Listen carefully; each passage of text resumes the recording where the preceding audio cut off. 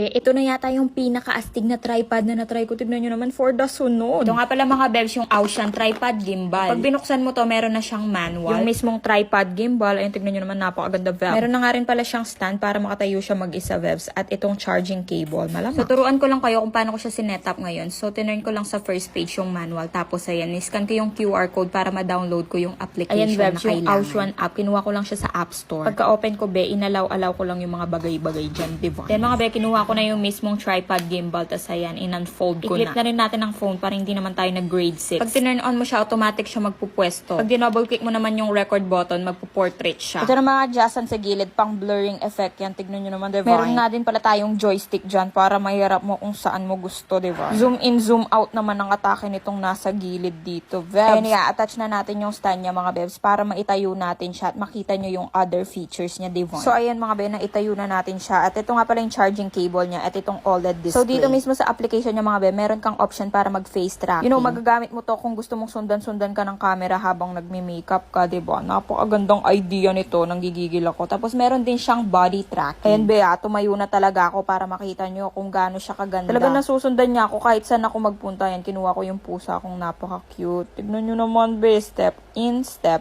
out, step in.